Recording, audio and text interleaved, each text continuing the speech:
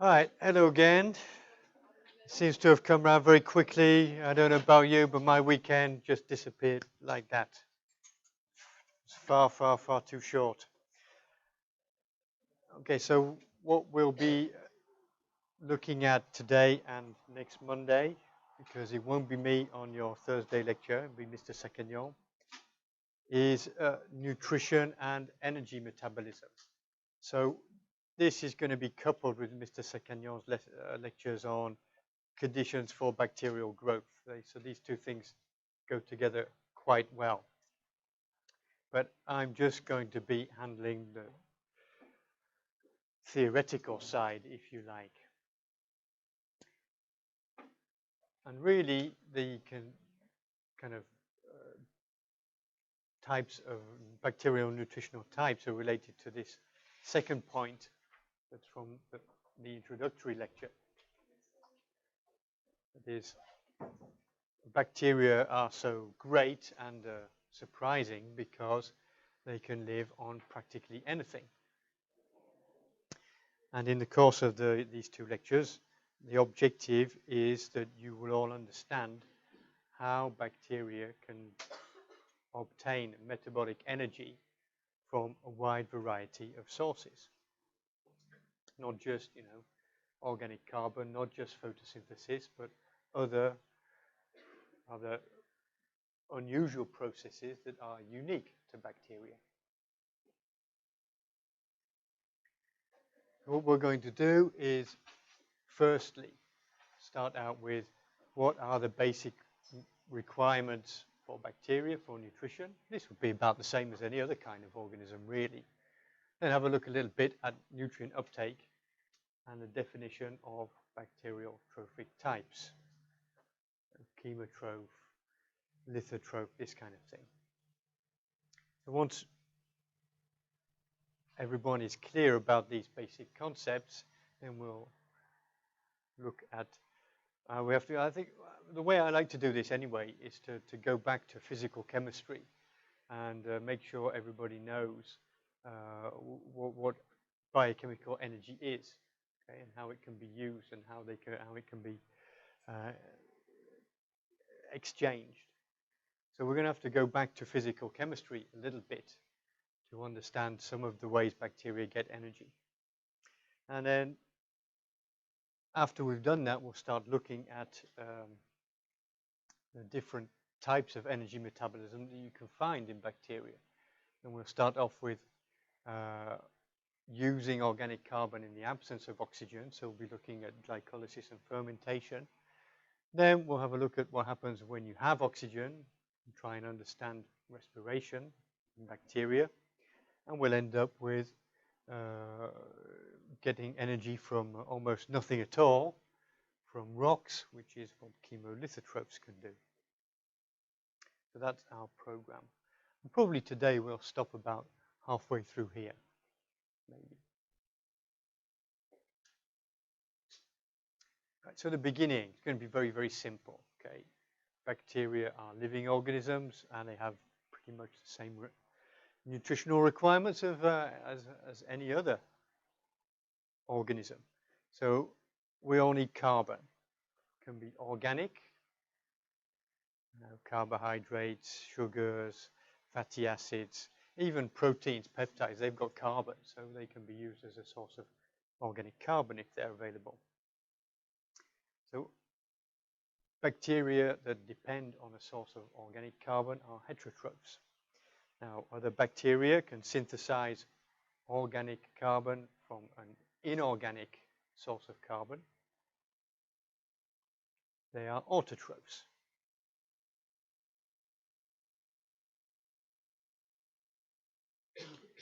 So CO2, that's obviously inorganic. Another one that can come into play here is methane. Some bacteria can base all of their carbon metabolism on methane.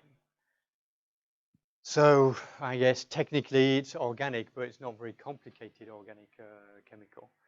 So methanotrophs are maybe somewhere in between. They can make everything from a very, very simple one carbon molecule. Okay, you've got carbon. then once you've got carbon, you will also need nitrogen. So of course, if you have amino acids hanging around in your bacterial culture medium, then they can just be taken up by the cell and used as they are.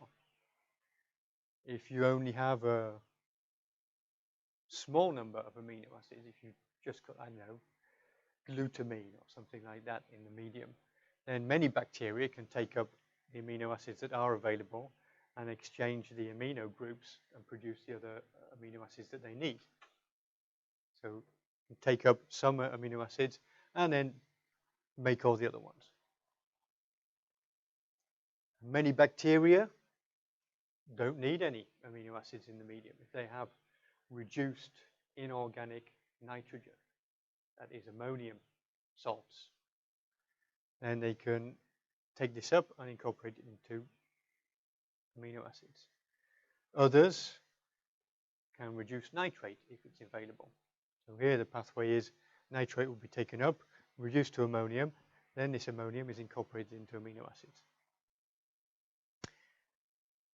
So this is listed in kind of like increasing degree of difficulty. Of course, the most difficult one is to reduce atmospheric dinitrogen gas, which of course is extremely stable. And this can only be done by rhizobium, so nitrogen-fixing bacteria in symbiosis with plants, and cyanobacteria. Okay, I say only can be done, but that's maybe not entirely true. So let's say the main nitrogen-fixing bacterial groups are going to be rhizobium and cyanobacteria.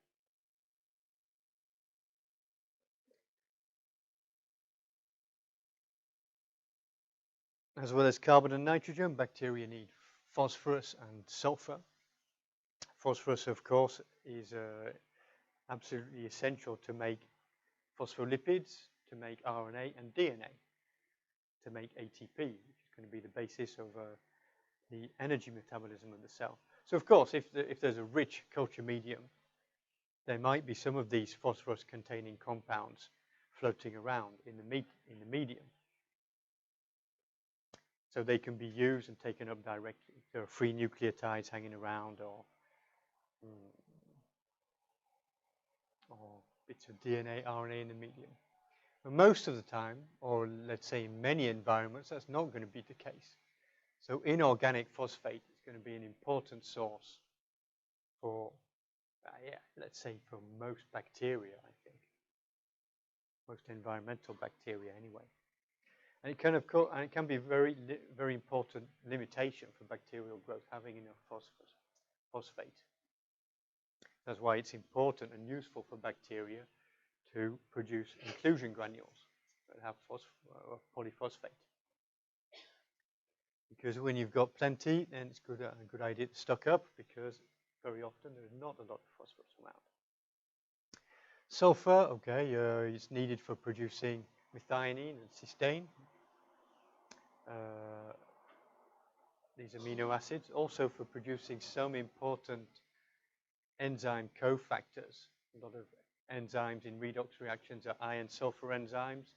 Coenzyme A has got a thiol group, which is reactive. So it's essential also for enzyme cofactors. So of course, if you've got these amino acids hanging around, they can use them as a source of sulfur. Otherwise, you can assimilate directly. Reduced sulfur can go incorporated into cysteine, or sulfate, which is, if it's present, can be reduced to sulfide, and then this can be incorporated into cysteine and other interesting, important organic molecules. Mineral salts and oligo-elements. Okay, so every cell needs to maintain an osmotic balance. So all cells are going to need sodium, potassium, magnesium, and chloride. Sodium, potassium, chloride are going to be for for the osmotic balance of the cell. Magnesium is going to be an important cofactor for ATP. Most of the time, ATP is not hanging around, floating on its own in the cell, but it's associated with magnesium. And then oligoelements. These are manganese, cobalt, iron, some other metals like molybdenum, and they are the most important one is probably going to be iron, okay, because bacterial cells need a lot of iron once again for iron sulfur protein clusters that are involved in electron transport. So iron is going to be a very, very important nutritional requirement for bacteria. These other ones are going to be cofactors for enzymes, which will be required in smaller amounts. Now, one thing I try not to forget to say about this is that when you're making up a culture medium to grow bacterial cells in the laboratory, you have to make sure you've got enough of these things, okay? You might need to add them in. But generally, you don't bother about these the requirements for oligoelements like manganese or cobalt because they will be present as impurities in the sodium chloride that you use to make up the medium. You may need to add a bit of iron into the culture medium just to make sure there's enough. But all the other oligoelements, don't bother about them. So that means when you are ordering supplies for the laboratory to make bacterial culture media, you always want to order the cheapest sodium chloride because the cheapest one is the one that is less pure. Okay, so if you order really fantastically pure sodium chloride, then you won't have any of these oligoelements. On the other hand, if you want to study requirements for these oligoelements, then you really need to make sure your sodium chloride is very pure and doesn't have any contaminants. Okay, so then we get on to number 5 here, which is growth factors. So up to now, we've got pretty basic stuff. Carbon, nitrogen, phosphorus, sulfate, and sulfur, and some like inorganic salts. 5 is a little bit different because these are already complex organic molecules. Now, many bacteria can make all their own vitamins, but quite a few are dependent on an environmental source of thiamine, which is B1, or biotin, which is B7. So these are essential cofactors for thiamine is for, they're both involved in carbon metabolism. So B1 is for if you have a 2-carbon chain, which is being transferred from one molecule to another. So pyruvate decarboxylase is an example. Biotin is for 1-carbon reactions. So very often, what you can do if you want to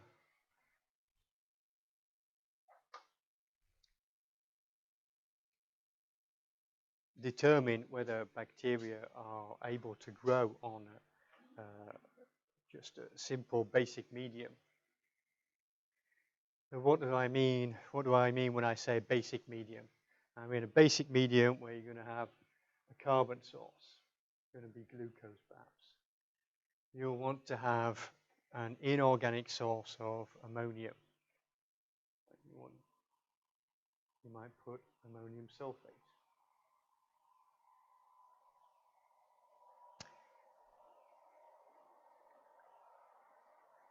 Oh, you're going to have a bit of phosphate in there, so you put some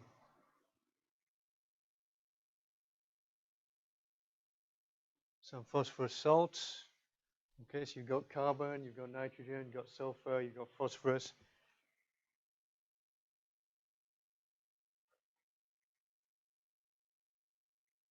Put some salt in there, and you would have all of these things. Can your bacteria grow in this? If they can, that means they do not require these growth factors. Many of the bacteria will not grow, even though they are able to produce all their amino acids and all their complex carbon compounds just from these basic ingredients, because they lack these growth factors. So if you just add these two in, then sometimes you can get your bacteria to grow in a very simple, defined medium. Now, this brings me on to the last point here, prototrophs and auxotrophs. And when you use these terms, you always have to say whether they're prototroph or auxotroph for a particular kind of organic molecule. Prototroph means that the bacteria can produce these molecules. Auxotroph means that they can't produce them themselves. They need it to be added in the medium. Okay, so if you have bacteria that do not grow in these conditions, let's say they do grow, all right? That means they can produce all their amino acids, all their nucleotides, all their vitamins just out of very, very simple precursors. That means they're prototroph for everything, right? So let's say they don't grow, but they will grow if you add thiamine. That means they're auxotroph for thiamine. Right, so you need to add it in.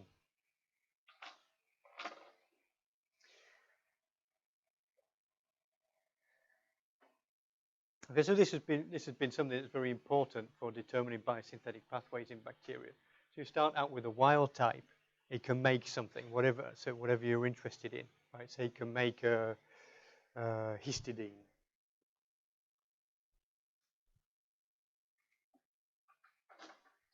Okay, you start out with this guy. Just give it very basal medium, plus thiamine, plus biotin, it can work. That means it can produce all the amino acids. And then you get a mutant. It can only grow if you add histidine. This one is an auxotrophic mutant for histidine synthesis. So then you can try and get a whole bunch of mutants, try and figure out where they are on the genome, on the chromosome of the bacterium, how many different, maybe clone the gene up, and then you'll be able to identify the genes that are responsible for the histidine biosynthetic pathway. It's very important to just handle these basic concepts in order to do some things that are slightly more interesting.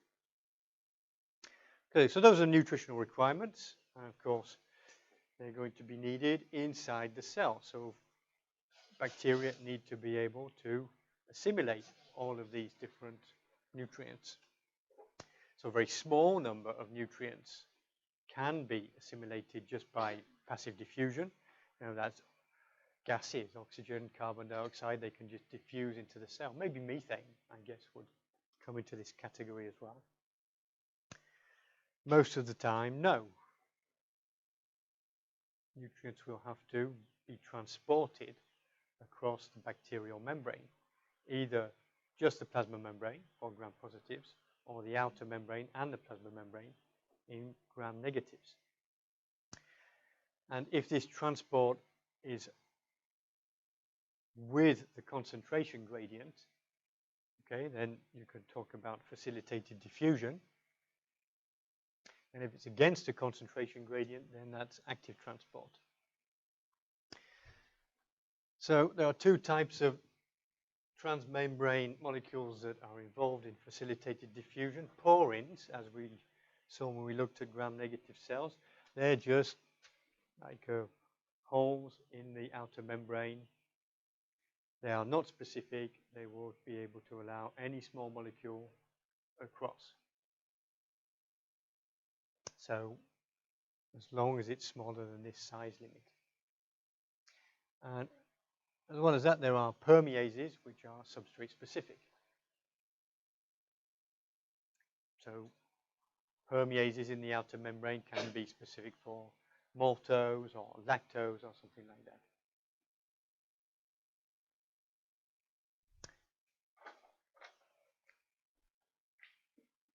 So if you're thinking about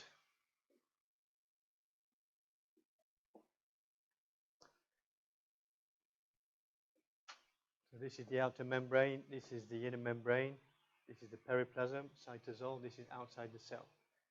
Get something like maltose, it will diffuse, it will be transported into the periplasm through a permease. So this transport is only going to work with the concentration gradient. So this is high concentration, this is low concentration. Inside the cell, it's going to be rich in sugar. So in order to keep this concentration low, so that the maltose keeps coming through the permease, then you have to have active transport across the plasma membrane. So in gram negatives, that's the way it works. In the outer membrane, this is all going to be passive diffusion. In the inner membrane, it's active transport.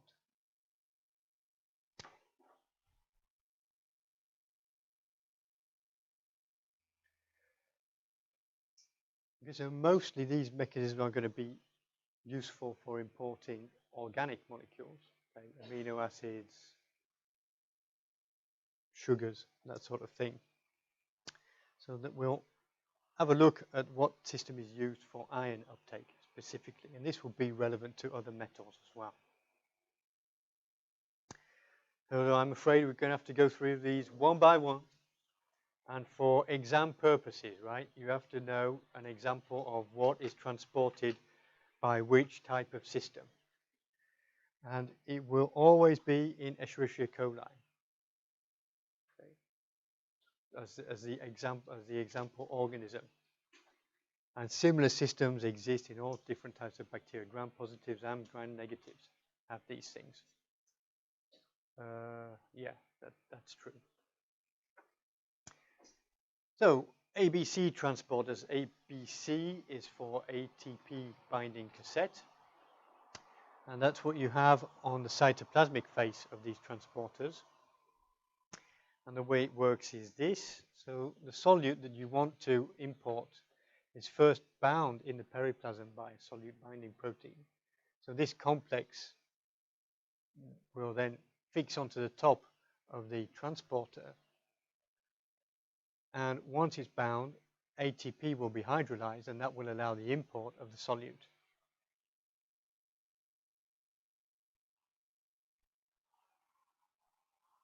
Now, this type of system is used for some sugars. Okay, so ribose, maltose, galactose, not glucose,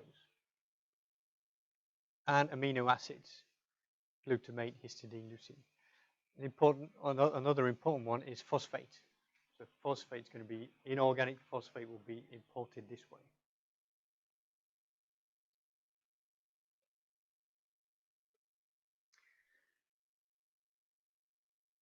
Now the next type of transport system is a Symport Antiport. So all kinds of active transport systems are working against a concentration gradient. Okay, so let's just imagine we're talking about, well, the main ones here to remember are going to be malate and oxaloacetate. If these are carbon sources that are outside the cell, they'll be imported with a proton Symport. So let's just think about this one. Okay, right now this MAL is not maltose, it's malate, okay? So inside the cell, you've got a ton of malate.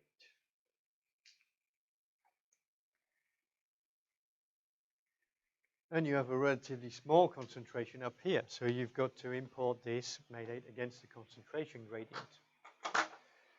The way it works is to couple that import with something which is energetically much more favorable, which is proton Symport.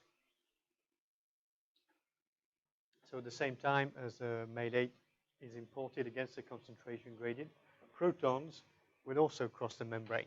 And this time you have a large excess of protons in the periplasm. So this is highly energetically favorable to come to re-equilibrate, to go down the gradient. So you couple movement against the concentration gradient with another transport that goes with the concentration gradient. Okay? So malate, oxaloacetate, those are the ones that are quite easy to remember. All right, not a sugar, not an amino acid, something else. Now sometimes sodium can also be used for this purpose, and that works for glutamate, apparently. This is the one to remember.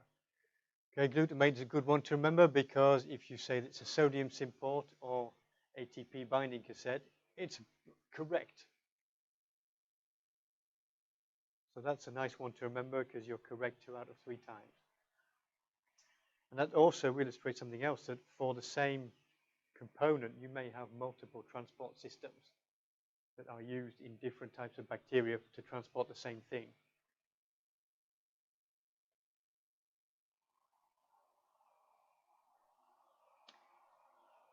Okay, so in these two systems, right, active transport, whatever kind of system is used, active transport, you've always got to put energy into the system in order to transport the solute against the concentration gradient. So for ABC transporters and for the Symport Antiport system, I think, or at least I hope it's quite obvious where the energy comes from. Okay, so for the ABC transporters, it's from the ATP hydrolysis here. And for the Symport Antiport system, it's the proton or the sodium gradient that is used as the source of energy. Now in the third example, which is called group transport, the energy input is rather indirect. Okay, another name for group transport is a phosphoenolpyruvate sugar PhosphoTransferase system.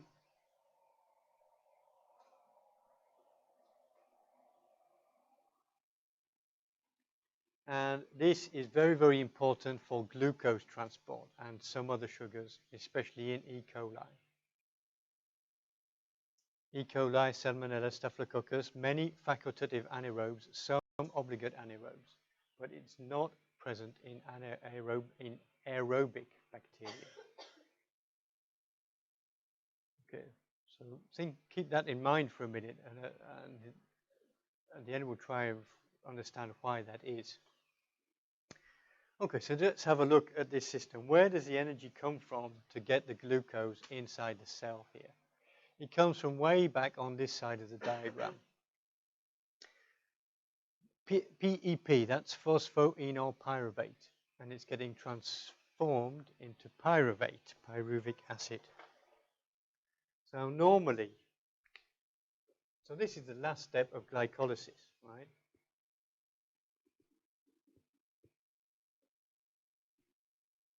So normally, this would be coupled to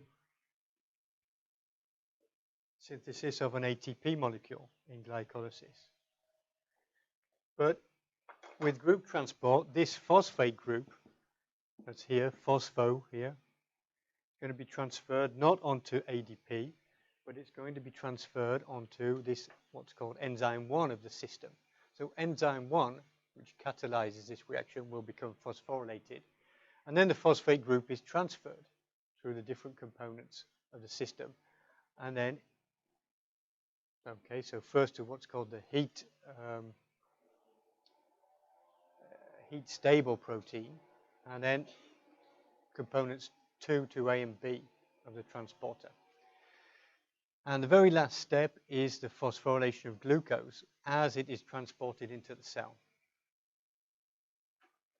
Now, the reason this diagram is like this is that enzyme 1 and the heat stable protein are the same for all the different transporters.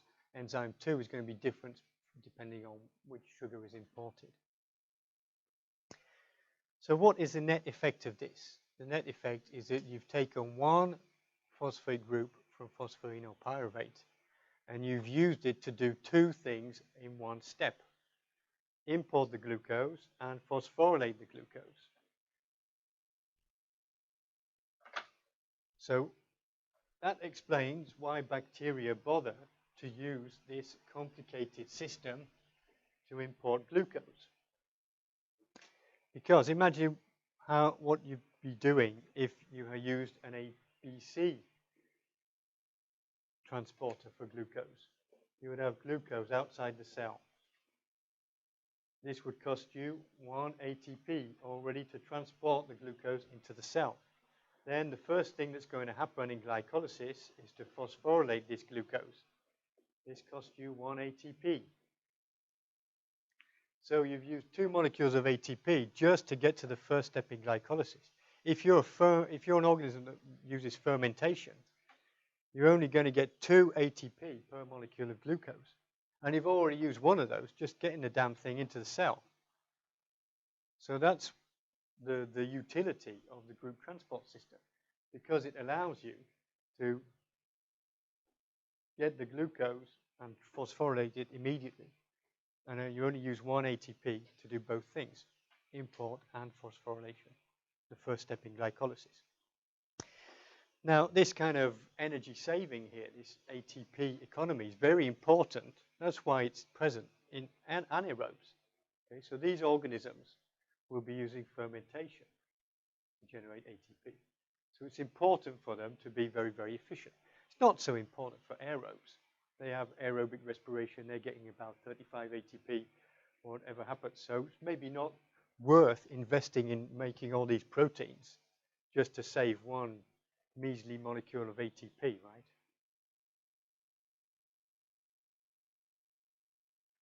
Okay, so that's group transport. Never, ever, ever forget Escherichia coli glucose. That is the example for group transport.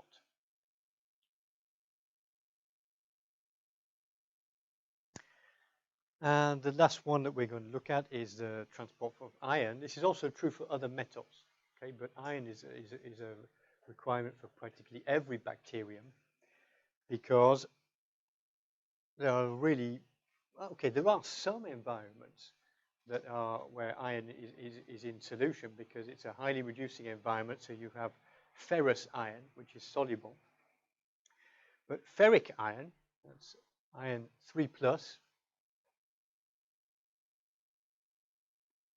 Hey, my 3 is in the wrong place, right?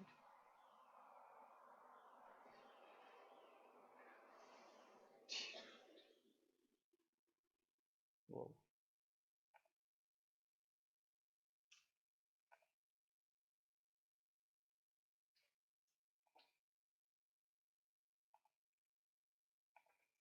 Yeah, that's more like it. Okay. Oh, and there, and okay. Right. So ferric iron is going to be highly insoluble if oxygen is present. So, in the surface of an aqueous environment, on the, surface layer of soil, this kind of thing, there's not going to be any iron free in solution. Or there's always going to be some, but it's going to be very, very rare. So many bacteria that evolve in aerobic environments need to have a specific transport system for iron because it's just too rare. And they do this by secreting what's called a siderophore, or siderophores. So in E. coli, the example is enterobactin, which is this molecule. Actually, in the printed version of the handout, there's a kind of simpler version of this molecule. But the real structure is this, okay? So this is secreted into the medium, and it has an extremely high affinity for ferric iron. So even if there's a tiny amount of ferric iron in solution, then enterobactin can capture it and forms this kind of chelated structure. So you've got a kind of like cyclic structure here at the base, and then these 3 aromatic groups will fold up, and they kind of like engulf the iron like that and get a hold of it.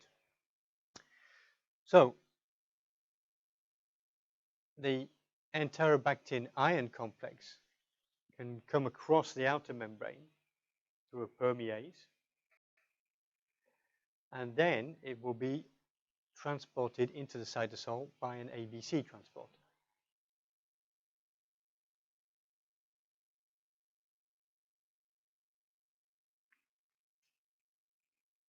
Okay, so this is true for iron in many bacteria, and also is useful for other metals that might be rare. Magnesium, often you have siderophores which are secreted for magnesium assimilation.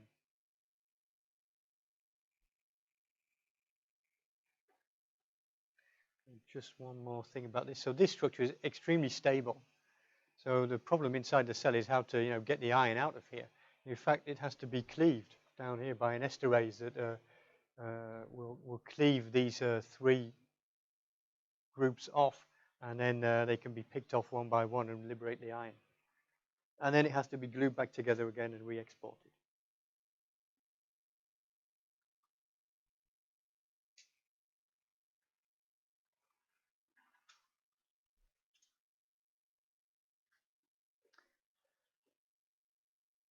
Okay, so those are nutritional requirements and the mechanisms by which bacteria can assimilate these different nutrients. Now, we have to come on to the rather formal question of trophic types of bacteria. So any bacterium on its basic metabolism, well, don't know about that. Basic energy metabolism can be defined by the type of energy source, what it uses for electrons, and what its carbon source is. So phototrophs, photosynthetic bacteria. The clue is in the name, right? Chemotrophs, anything else.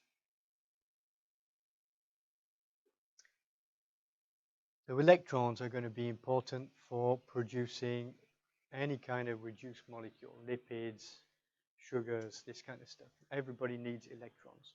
And depending on the source of electrons, then bacteria are either organotrophs, that's if they use organic compounds, or lithotrophs, if they use an inorganic source of electrons.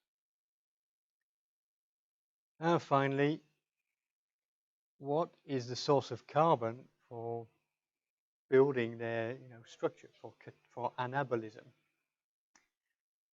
Heterotrophs use organic carbon, autotrophs use inorganic carbon. So CO2, once again, methanotrophs, kind of a little bit tricky. Simple one carbon molecule, probably you would call it an autotroph. So you have these three characteristics, each of which is binary. So in theory, you should have 8 categories, right? Well, that's true, but some of these 8 categories don't really exist, okay? So for phototrophs, okay, basically you have photoorganoheterotrophs. So these guys use light as a source of energy. They use organic carbon as a source of electrons. And since they have organic carbon around, there's no point in making using CO2 as a source of carbon. So they're organoheterotrophs. So one example is green and purple non-sulfur bacteria.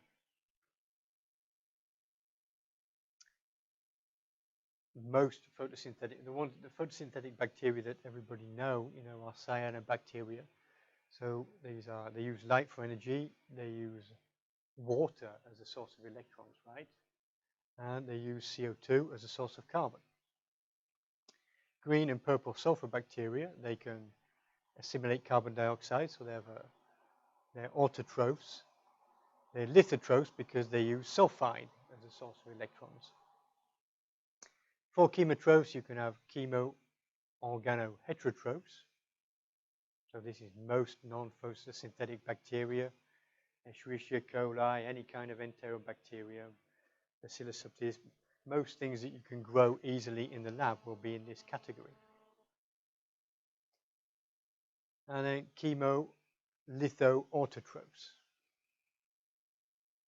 So they assimilate carbon dioxide, and somehow they get energy from an inorganic source, chemical source, and this is their source of electrons. So these things are related, really. So you should know some examples, all right? So, for example, autotroph cyanobacteria, an example of a chemo-lithoautotroph is nitrosomonas. So it's going to be using ammonium as a source of energy, which is also the source of electrons, and CO2 will be its source of carbon. And good old E. coli, which will be our chemoheterotroph. Okay, so it's about time for a break, and I will give you this little question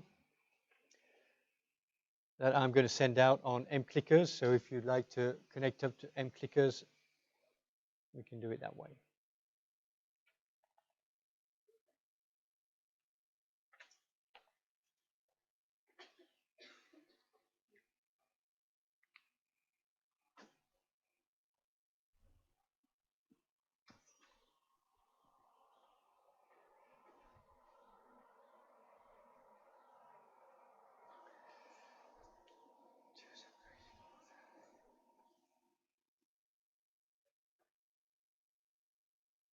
And the session code is 273649.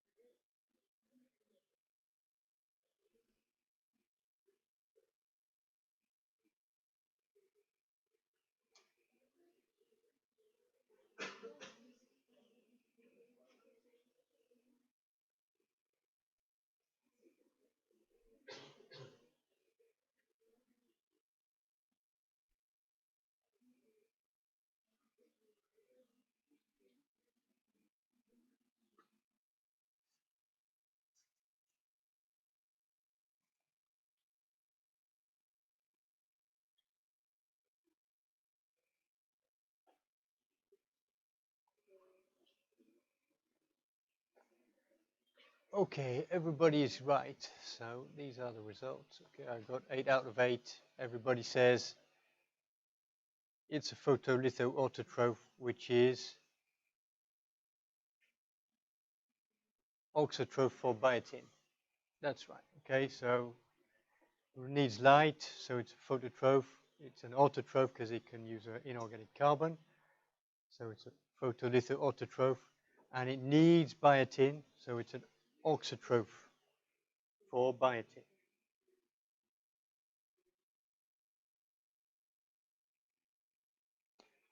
Okay, that's good. Everybody got that right, not just the people who sent stuff in. Yeah? No.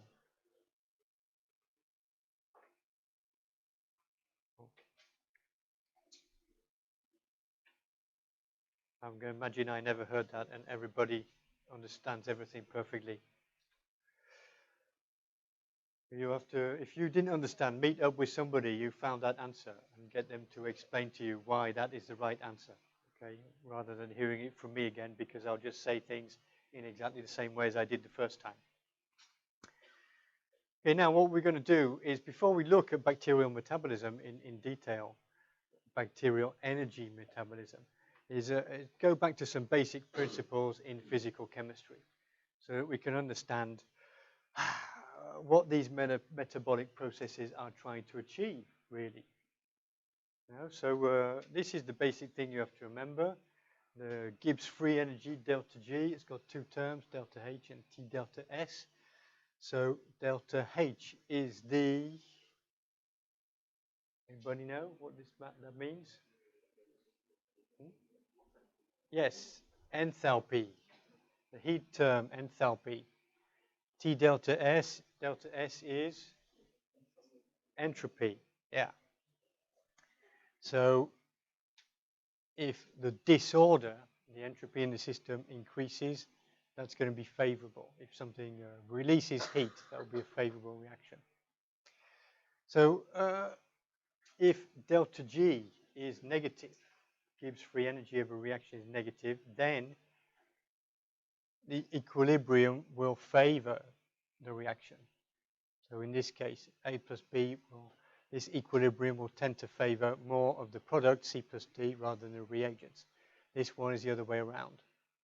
Okay, this is endergonic, so you, at the equilibrium state, you'll have A plus B, and not very much C plus D. So these symbols just mean that it's delta G measured under standard conditions, so it's 25 degrees Celsius, 1 atmosphere of pressure, and 1 molar of each reagent, or something like that, okay? It's chemistry stuff. We don't have to care about it too much. But just bear in mind what these are, okay? Also, the other thing you shouldn't forget is it doesn't tell you anything about the rate of the reaction, okay? So in this case, A plus B might be very, very stable, and if you don't have an enzyme, nothing will happen here. It won't produce C plus D automatically or spontaneously. However, enzymes, they can only increase the rate of a reaction that's got a favorable delta G. Delta G is negative. The enzyme can increase the rate of the reaction, but it can't actually change the underlying physical chemistry behind the reaction. So how do you get a reaction to go in the wrong direction? We've got to couple an endergonic reaction with something that is exergonic, which is energetically favorable. So in very many reactions, this is going to be ATP hydrolysis, which will drive the production of C plus D from these reagents, A plus B, even though on its own, this reaction is highly endergonic. So you have the cofactor, which is going to give you a favorable delta G, and the enzyme, which will increase the rate of the reaction. So ATP hydrolysis, very, very useful. It's the release of one inorganic phosphate from ATP is exergonic. Got the favorable delta G. So why is that? And this is something that we should all think about. It's very simple, but let's see. So I've got 4 answers here, right? Probably we can do this one on show of hands. I don't want to spend too much time.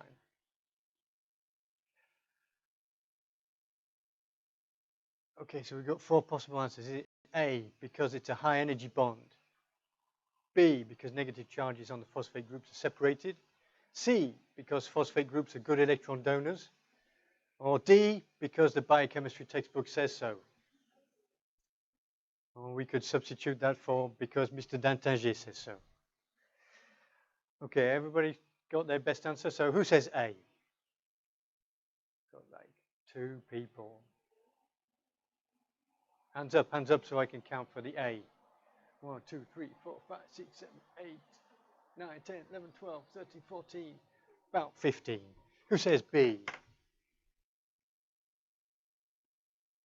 B, like 0 people say that. C, what about C? Anybody say C? Okay, that's this one. This is C, okay? 1, 2, 3, 4. D.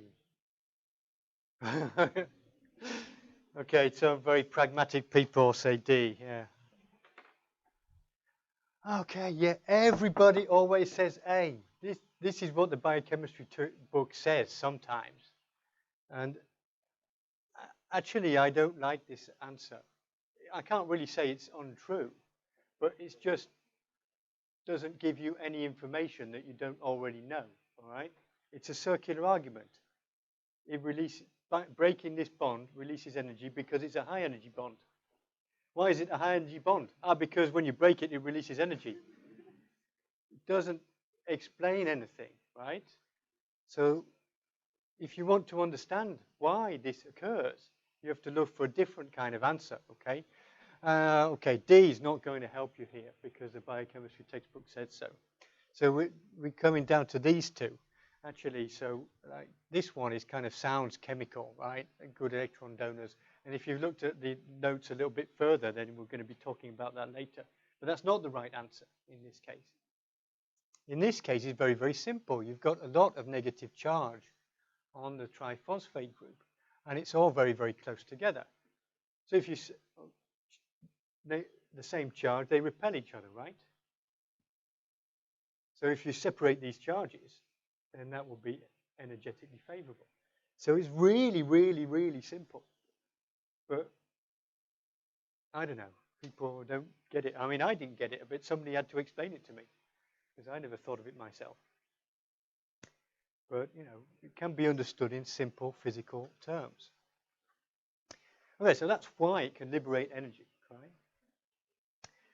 And what are you going to use energy from ATP for? Well, you get it from the, you know, these processes: respiration, fermentation, photosynthesis. You can make ATP, and then you can use ATP to perform chemical work. What's that? That's synthesizing something that you want to make, like nucleotides. Synthesizing RNA, DNA. You need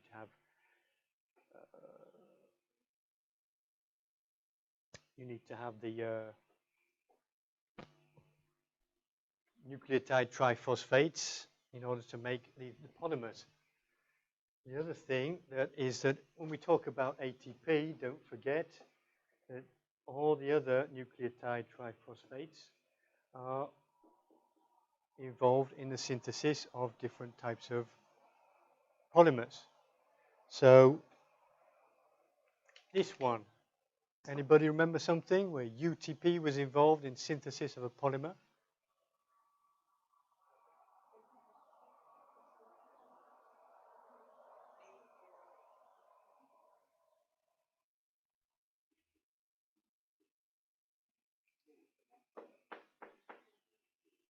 Okay, this is often used as a so the first step in synthesis of polysaccharides often is charging one of the sugars with UDP. Okay, the polysaccharides. CTP is going to be used in fatty acid synthesis when you're synthesizing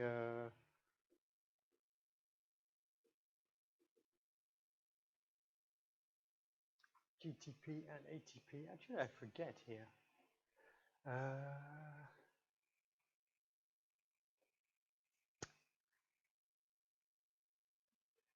Anybody remember protein synthesis? How amino acids, how tRNAs are loaded?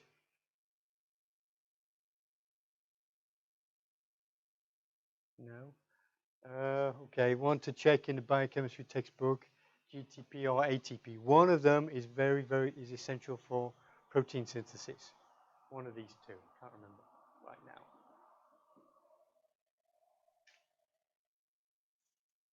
Yeah, I'm pretty sure that this GTP here is going to be used for amino acid tRNA synthesis. Okay. So strangely enough, so all these things are used, all right? It's not just ATP. It's ATP, you know, it's nucleotide triphosphates. So that's the chemical work, okay, that is going to be performed by these nucleotide triphosphates. Transport work, as we saw with the ABC transporters, importing something into the cell against a concentration gradient that can be dependent on ATP. Mechanical work, well, okay, in animals, we're talking about muscles contraction, but in bacteria, you might think about type 4 pili. They can be extruded and retracted, and this will help the bacterium to move about, and that takes ATP. Okay, so in fact, ATP and not money makes the world go round. Or less, an economist might say, well, ATP is money then. Metabolism is an economy and ATP is the money. Okay, so that's ATP. That's one form of chemical energy inside the cell. What's the other kind of chemical energy that can be used? Redox reactions. So don't forget oxidation, loss of electrons, reduction, the gain of electrons. And one thing that it's just determines everything else is whenever you have a redox reaction, it's going to go one way or the other. It's going to be one electron donor and one electron acceptor. So you can tell whether a particular molecule is going to be a good electron donor or not by the what's called the reduction or the redox potential of the half reaction in which that particular molecule gives up some electrons. Okay, these electrons never really exist, floating around in solution or anything. But it's just a measurement of how easy it is for this reaction to occur. So reduction or redox potential is measured in volts. Okay, so if a particular compound is a good electron donor, this will be negative. Okay, so molecular hydrogen is a good electron donor, NADH is a good electron donor. So once again, this O and this dash here, these means that it's measured in standard conditions, 25 degrees C, 1 atmosphere of pressure. So what you can do is you can arrange all the different electron donors and the receivers on a scale with a negative redox potential right up here and highly positive redox potential down here. So that's down here because these are the good electron acceptors. So electrons are going to be transferred from donors that have got a negative redox potential to acceptors with a positive redox potential. And the change in redox potential of a redox reaction is the redox potential of the acceptor minus the redox potential of the donor. So here we're transferring electrons from NADH to oxygen. So you've got 0.815, the redox potential of the acceptor, minus 0.32. That's plus 0.32. So that makes 1.135 rounded up to 4 here. Okay. So that might be a little bit abstract. Well, it is abstract, but you can change this. This involves energy. This involves got some kind of potential for doing work here, and redox potential, or the change in redox potential during a redox reaction, can be related to the free energy of that reaction through this equation. Well, what's the only thing you have to remember here? So F is the Faraday constant, and N is the number of the electrons that are being transferred. But the only thing you have to remember is this negative thing here, okay? So if your delta E is positive, that means your delta G will be negative. So it's a favorable reaction, okay?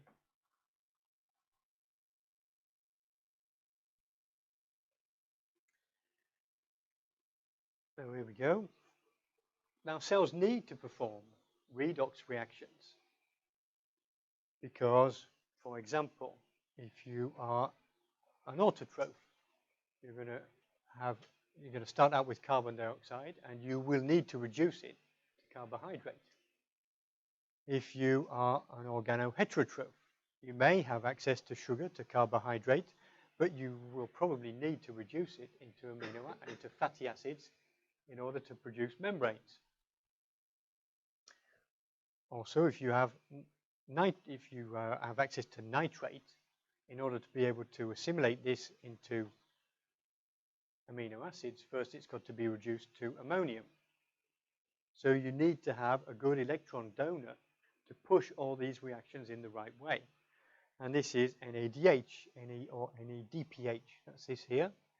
So nicotinamide adenine dinucleotide. So it's a bit of a strange beast. So you've got kind of like, looks like ADP here.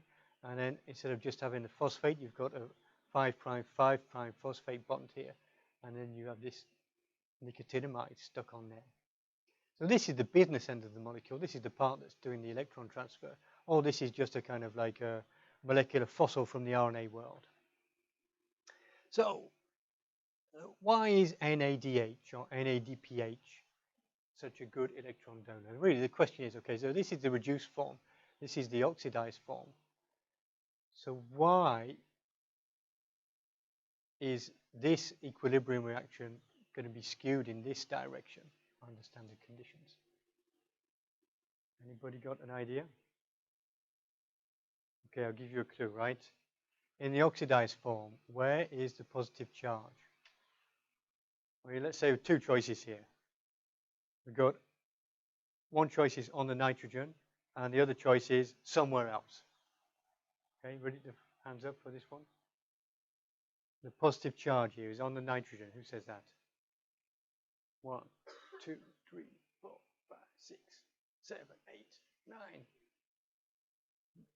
About 9. So who says somewhere else? It's mysteriously somewhere else. Nobody. Okay, the question is, okay, where is the positive charge? You've got a positive charge after the oxidation. This is NADH, and this is NAD+. Where is the positive charge? 10 people say on the nitrogen. Anybody say somewhere else?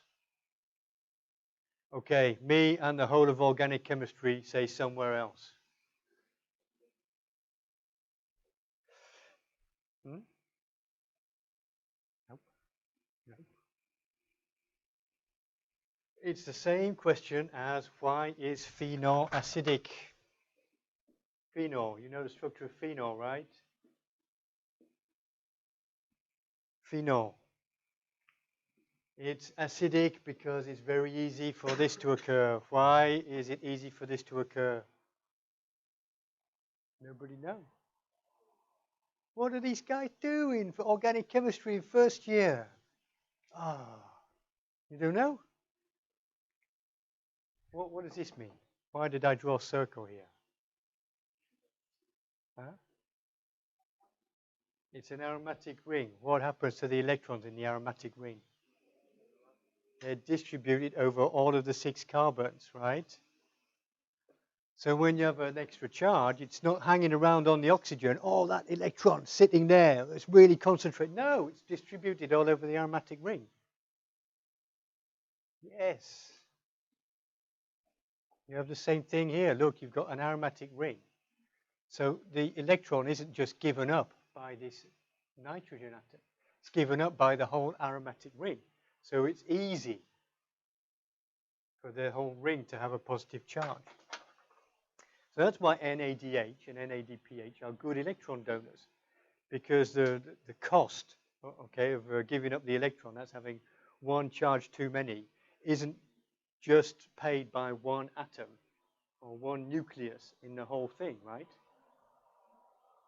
It's shared out, so it's easy to lose an electron. Okay. Right, and the last type of metabolic energy we need to care about is the electrical potential across a membrane.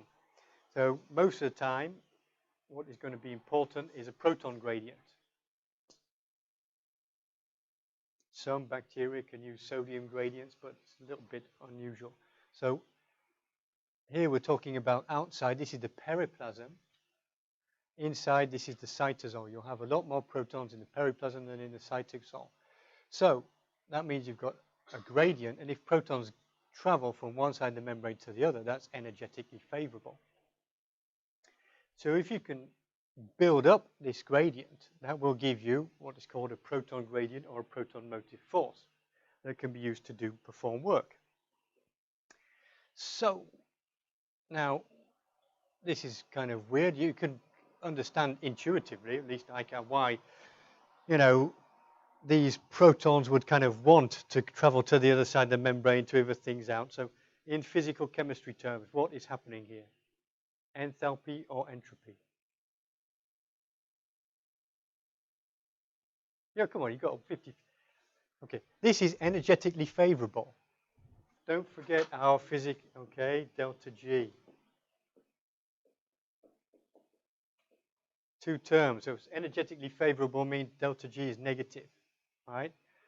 So when protons go from this side of the membrane, where there's a lot of them, to the other side where there are very few, this means delta G for this transport is negative. Where is that coming from? Which of these two terms? Anybody? The entropy term, right? Okay. Imagine you've got all the protons in this side, absolutely none over here. This is a highly ordered state. There's a lot of structure in there. If you have them distributed evenly across the membrane, it's an increase in the disorder. So this is going to be driven by entropy. Entropy is going up here.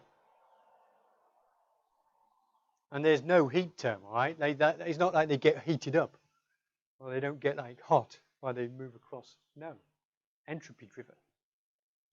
So that's why it works, okay? Because the entropy term is very favorable. Now, in order to try and convert this into the other units that we've already looked at, and this distribution of charges across a membrane can be expressed in a potential difference, in voltage, in terms of volts. So that's this equation here, the Nernst equation. So that means that the potential difference due to a distribution of membranes across a charge across a membrane is RT, so that's the gas constant by temperature, divided by the Faraday constant, multiplied by the log of the concentrations, the relative concentrations. Okay, so you don't really need to know all of this, right? The only thing is that it can be transformed into a potential difference, and as we saw earlier, then that can be related to a delta G. The only thing that's useful to remember is not the absolute amounts, okay? It's the relative amounts. It's this concentration divided by this one. That's what makes a difference, okay? So if you don't need to have tons and tons and tons. Just, if you have 10 times more or 100 times more on one side of the membrane, it's going to be just as good. You don't have to have a huge amount. Okay, so let's try and finish up with this part. Time is rolling on. So once you've made this gradient, then it can be very, very useful for co-transport. So Symport systems for transporting malate, oxaloacetate are good examples. Physical work. The flagellar rotor turns round because it's fueled by a proton gradient. And what is extremely important is the use of a proton gradient to produce ATP in bacteria and in our mitochondria. So in many bacteria, basically what is happening is, in terms of energy metabolism, is you start with a redox reaction. So you are oxidizing glucose, and you use this to make a proton gradient, and then afterwards you can make ATP. Even if you don't have any glucose. Imagine if you're living on ammonium, like nitrous ammonias. The base of the metabolism is to oxidize this ammonium with oxygen and use that to produce this proton gradient, and then that will help you make ATP. Okay, so the end of this section is just the basic concepts you always have to remember here, is that there are three types of energy currency. ATP or other nucleotide triphosphates, NADH, NADPH, and proton motive force. So this is like money, okay? It's money for the cell, and if you spend it, it's highly exergonic, and that allows you to do things. And these three forms of chemical energy can be interchanged. So if you have reducing power, you can form a proton motive force. If you have proton motive force, you can produce ATP. And it can also go the other way around.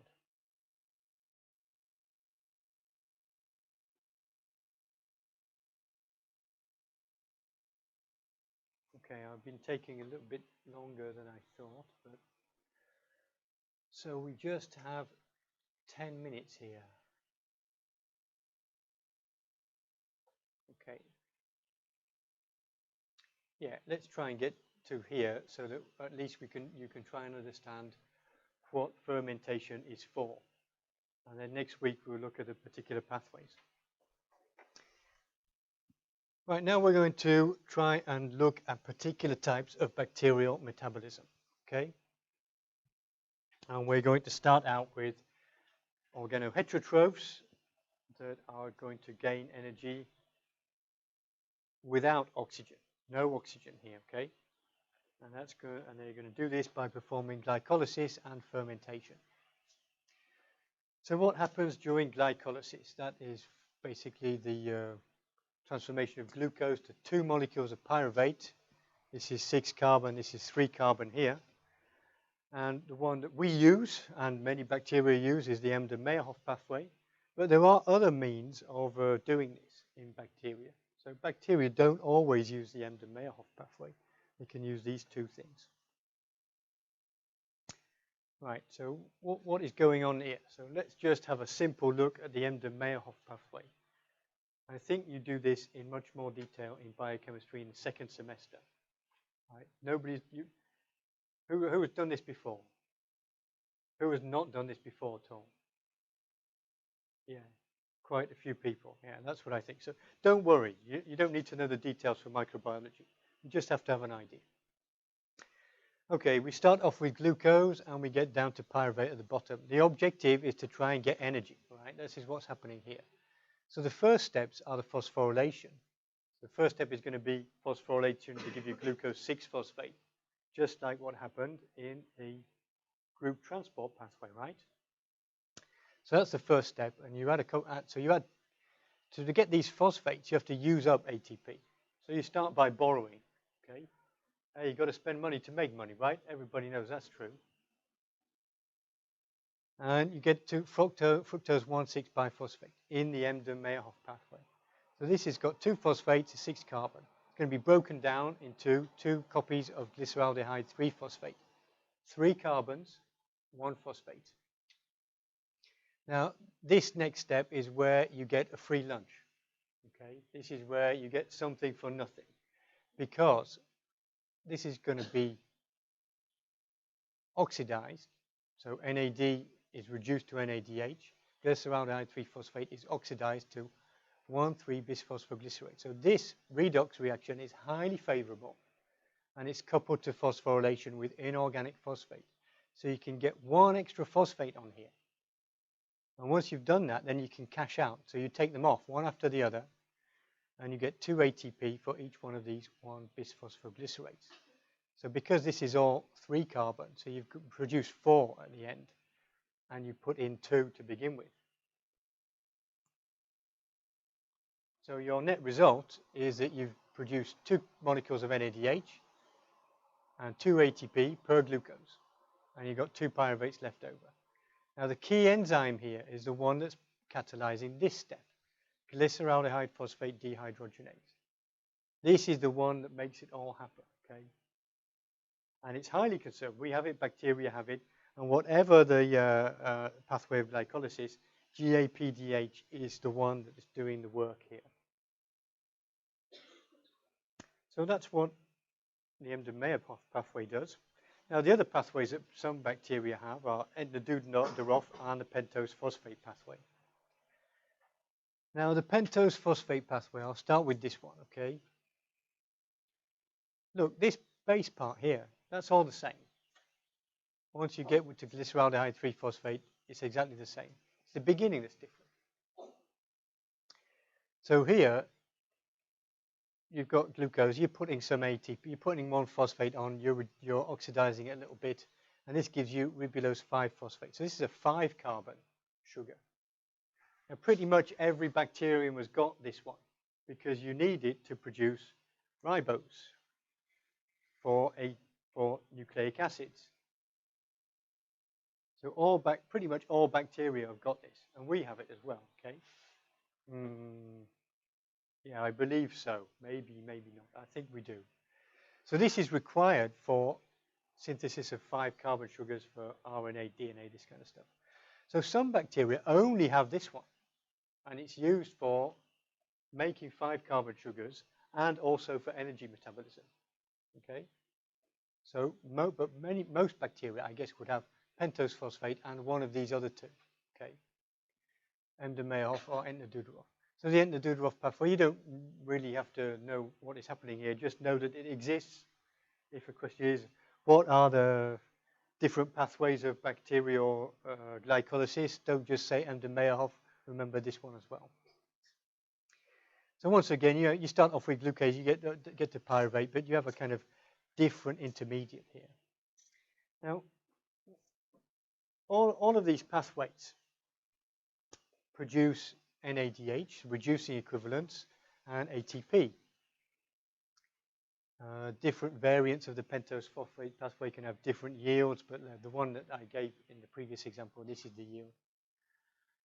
And they all have the same problem. Okay, so they all start with glucose, they all end up with pyruvate, and they all produce some NADH and ATP. But the real problem is the energy economy of the cell needs much more ATP than it needs NADH.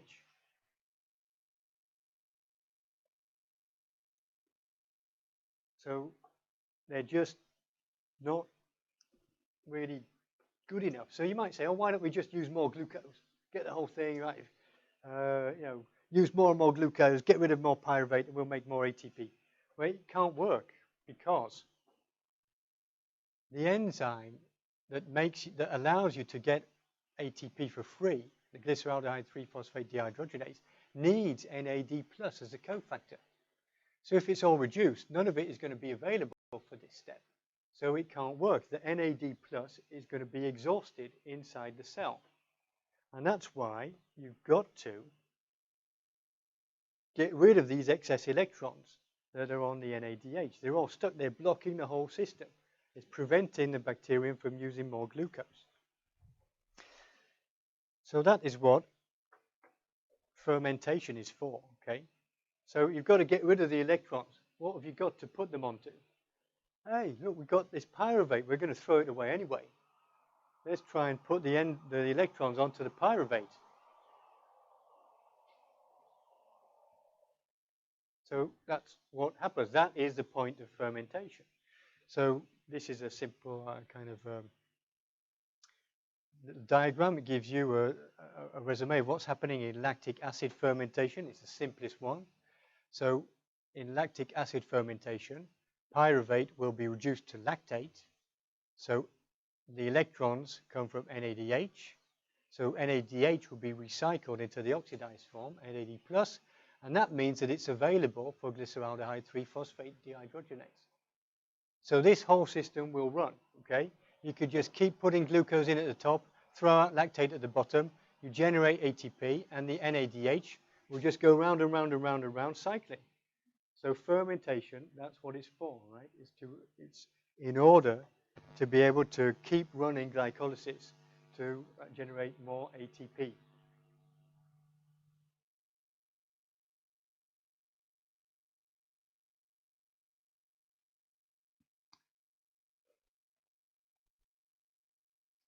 Okay, so I think that's a good time for me to stop. That's what fermentation is for. And next week, we'll look at the individual pathways and then go and look at different types of bacterial energy metabolism. So see you next Monday.